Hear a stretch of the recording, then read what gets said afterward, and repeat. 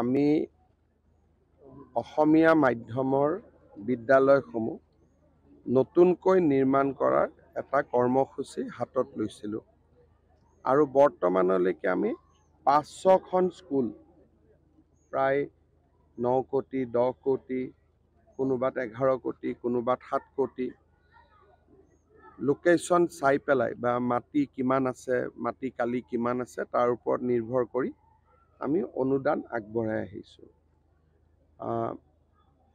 এই অঞ্চলত চাংচাৰীত দুখনকৈ স্কুল ৫০০খন স্কুলৰ ভিতৰত চাংচাৰীত 2খন স্কুল আছে আৰু এই 2খন স্কুলৰ নিৰ্মাণ কাৰ্যও খুব দ্ৰুত গতিত আগবাঢ়িছে।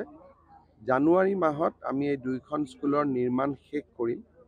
তাক আজি মই শিক্ষামন্ত্ৰী ৰণোজ পেগুৰ সৈতে মন্ত্ৰী অশোক সিংঘালো আছে, আমি চাব আহিছিলোঁ আৰু এবাৰ চাই গ'লোঁ যাতে আমি স্কুল 2খন জানুৱাৰী মাহত শেষ কৰিব পাৰোঁ। এই কাৰ্যসূচীৰ অধীনত আমি টোটেল 500 স্কুল বনাই আছোঁ।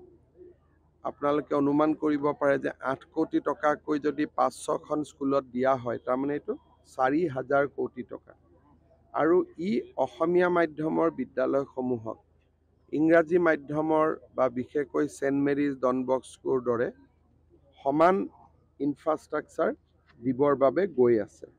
মই ভাবোঁ যে এই ধৰণৰ সুবিধা পালে আমাৰ বিদ্যায়তনিক পৰিৱেশো বহুখিনি উন্নত হ'ব।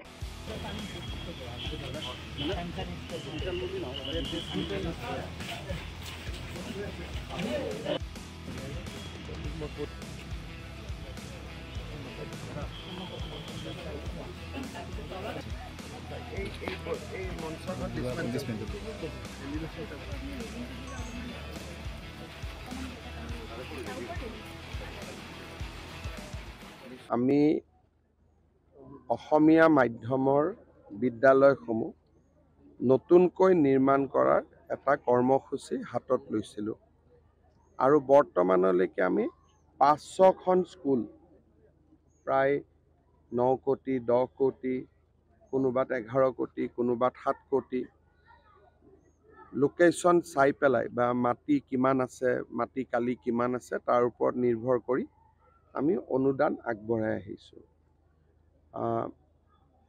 এই অঞ্চলত চাংচাৰীত দুখনকৈ স্কুল ৫০০খন স্কুলৰ ভিতৰত চাংচাৰীত 2খন স্কুল আছে আৰু এই 2খন স্কুলৰ নিৰ্মাণ কাৰ্যও খুব দ্ৰুত গতিত আগবাঢ়িছে।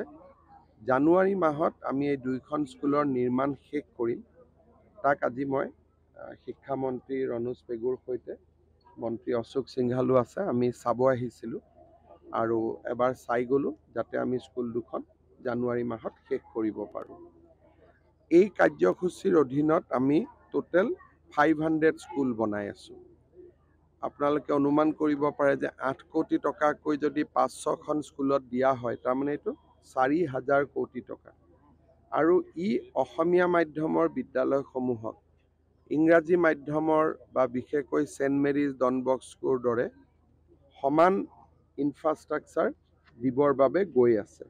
মই ভাবোঁ যে এই ধৰণৰ সুবিধা পালে আমাৰ বিদ্যায়তনিক পৰিৱেশো বহুখিনি উন্নত হ'ব।